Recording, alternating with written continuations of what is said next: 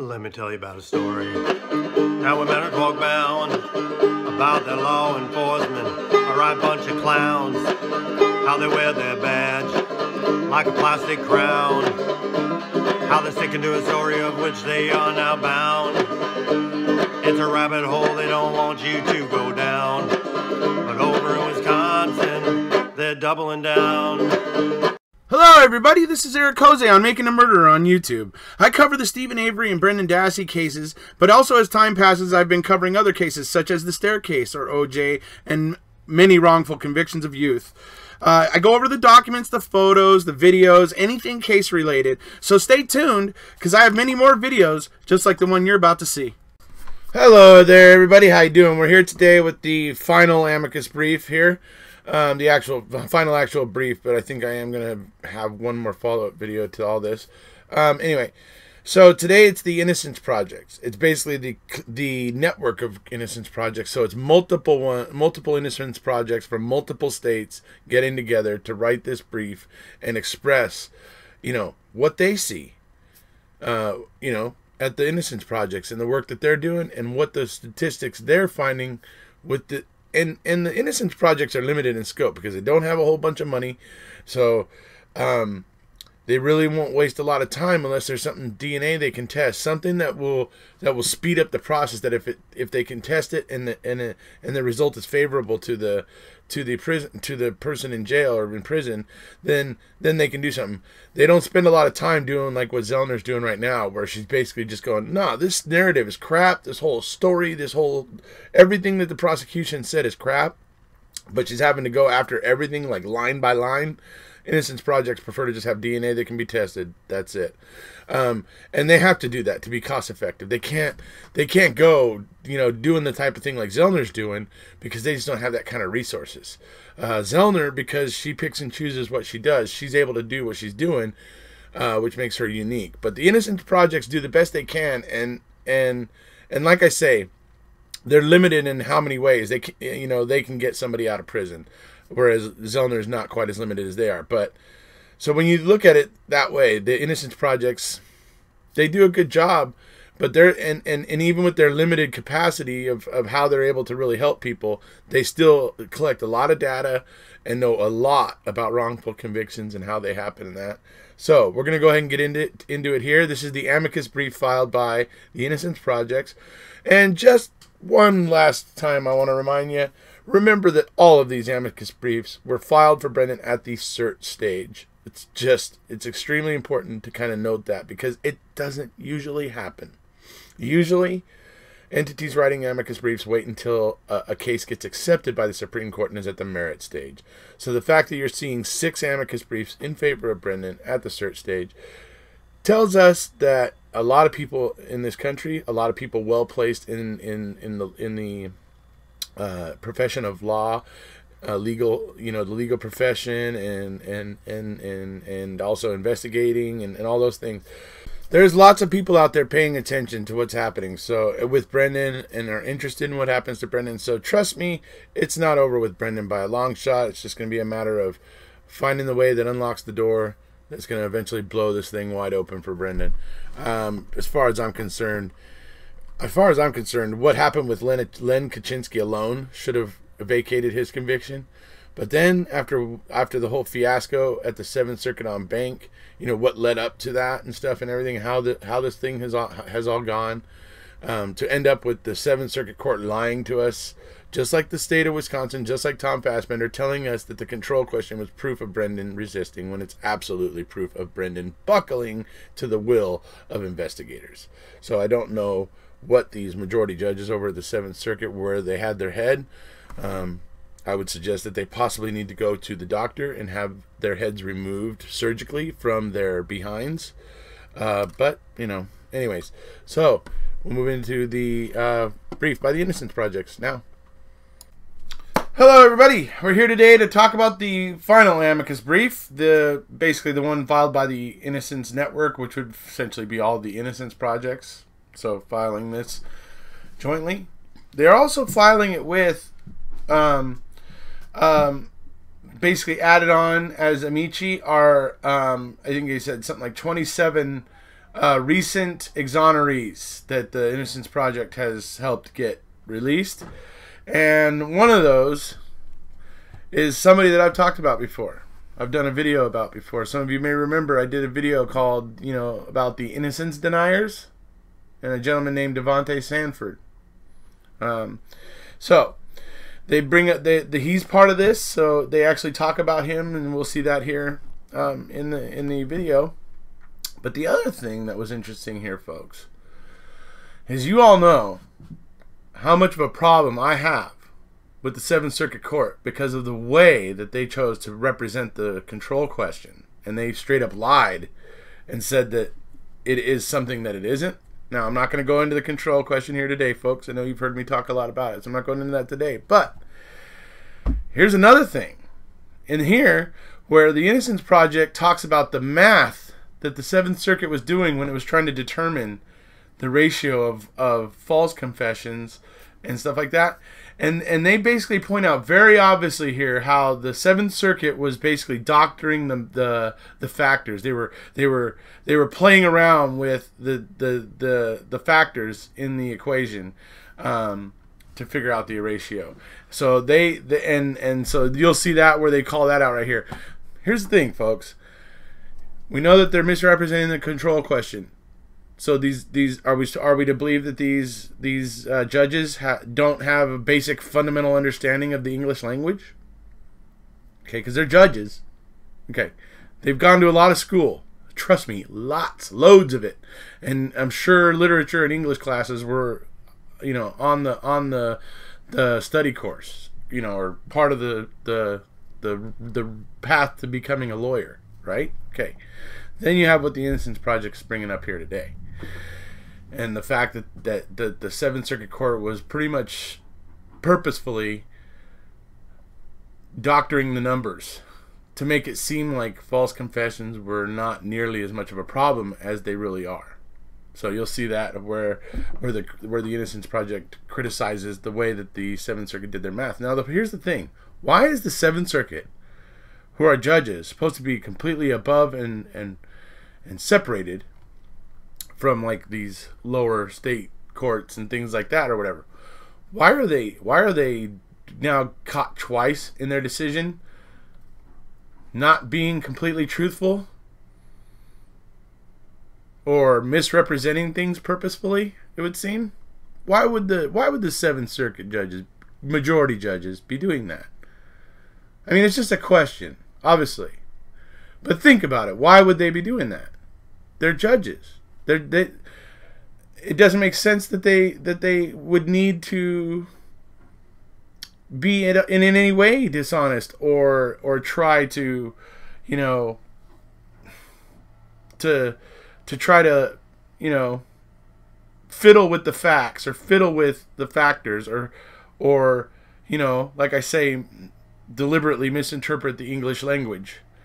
So yeah. The question is, why would they do those things? So, just a question, but here we go. We'll move on into it, what the Innocence Project has to say. Here we go. In the proceedings below, the Seventh Circuit acknowledged that these studies might suggest an epidemic of false confessions, when even one is very troubling. Yet the court concluded that the incidence rate of false confessions is essentially zero. It did so based on its own calculation of the number of exonerees who falsely confessed as compared to the number of violent felons who pleaded guilty. A proxy, the court believed, for the number of all confessions. The court's math is flat wrong and badly misleading.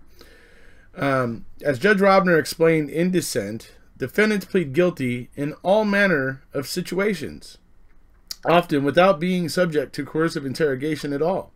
By sweeping in all guilty pleas, even the cases without police interrogation, the court distorted how often police interrogation compels false confessions.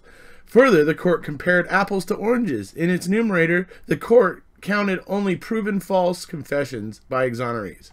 Exonerations having come predominantly in cases of rape or murder, just 2% of the felonies, and yet in the denominator the court included guilty pleas across all violent felonies.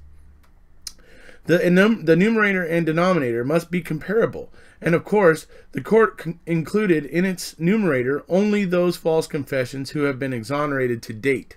The universe of people who falsely confess is undoubtedly larger than the subset of people who have confessed and then been fortunate enough to have been exonerated by objective, irrefutable evidence. There is every reason to believe the number of known false confessors will continue to mushroom. As the number of exonerations has swelled over the recent years, so too has the number of proven false confessions. In short, the empirical evidence of false confessions remains frightening, despite the Seventh Circuit Court's efforts to fiddle with the math. All right, so did you guys follow what the Innocence Project was saying there? I know not everybody's very good at math. But what they were getting at right there is the Seventh Circuit Court, when it was doing its math to determine basically the ratio or how often false confessions happen.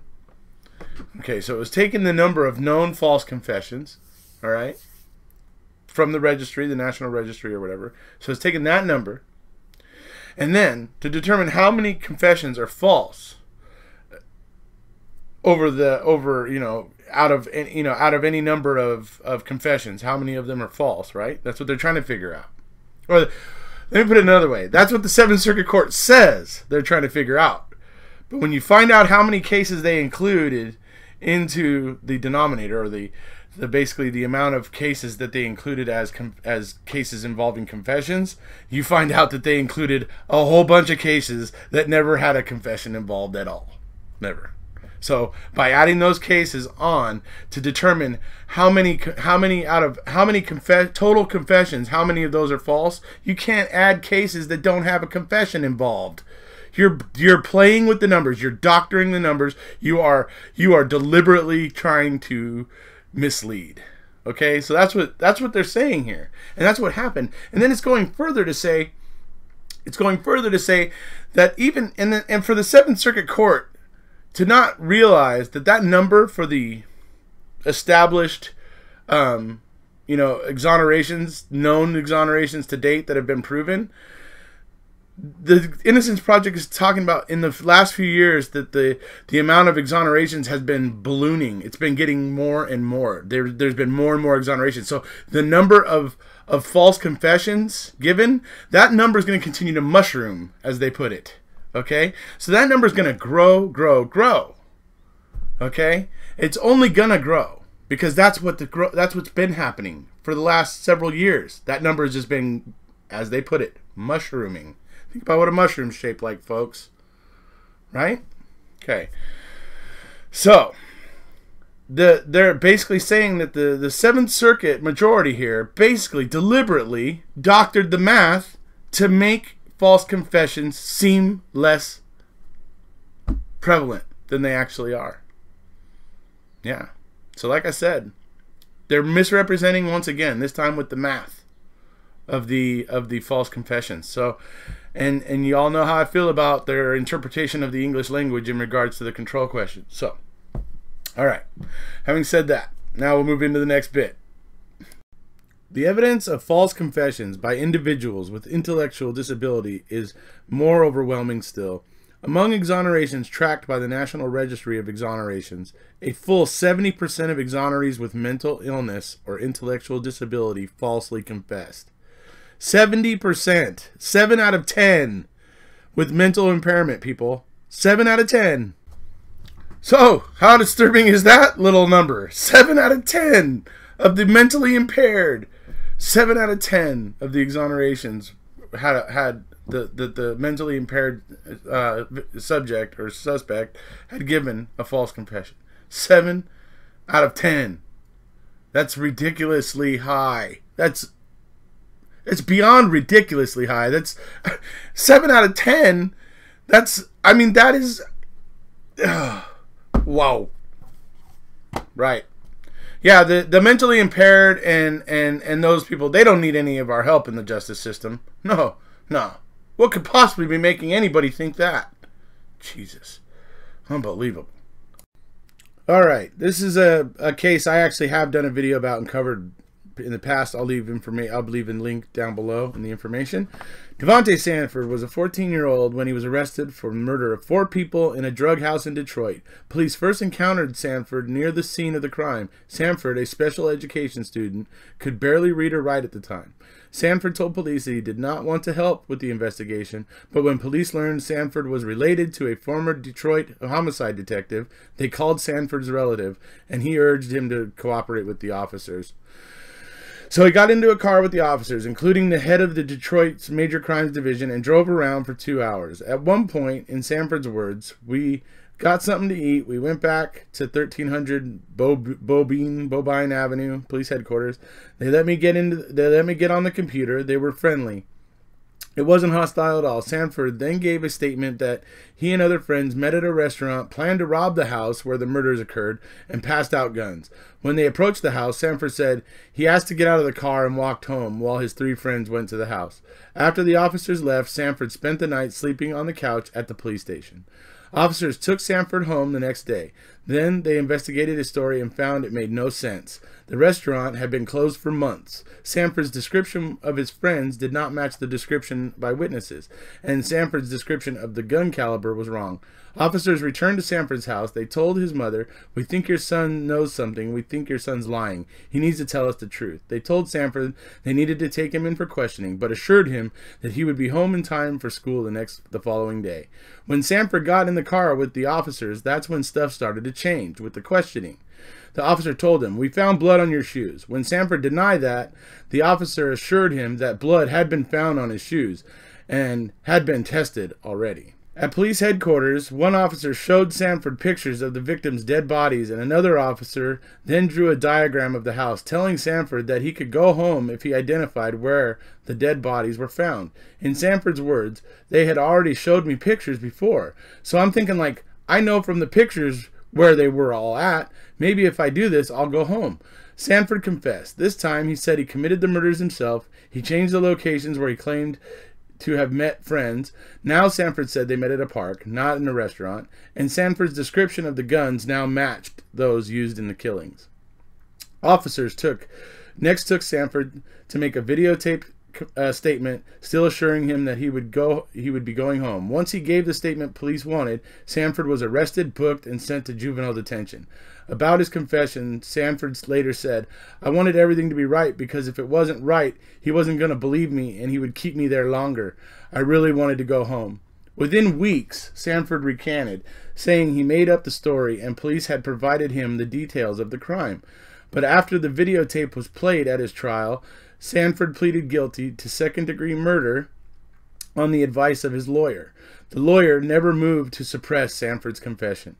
Just 2 weeks after sentencing, a professional hitman was arrested and told police that he and a single adult accomplice were responsible for the killings. After a reinvestigation by Michigan State Police, the state prosecutor moved to dismiss all charges against Sanford, and a state court vacated his conviction and ordered his release. Sanford served 9 years in prison. Okay, so that's the story of Devontae Sanford. Well, it's kind of the story. It's part of the story. What that doesn't tell you, and what the video I'll leave in the information below will tell you, is 9 days after Devontae Sanford was convicted, that hitman came forward and took responsibility for not only the 4 deaths that had been pinned on Devontae Sanford, but an additional 8. Okay? He told them where the gun was that matched all the forensics of the crime scene. This guy gave them all kinds of evidence where to find everything that was involved with the hitman did. He gave the police this information, where to find all this stuff, all corroborating the fact that he did it. Okay? Then you have this mentally challenged Devontae Sanford, okay, who clearly that interrogation was not following the Supreme Court's precedent, obviously.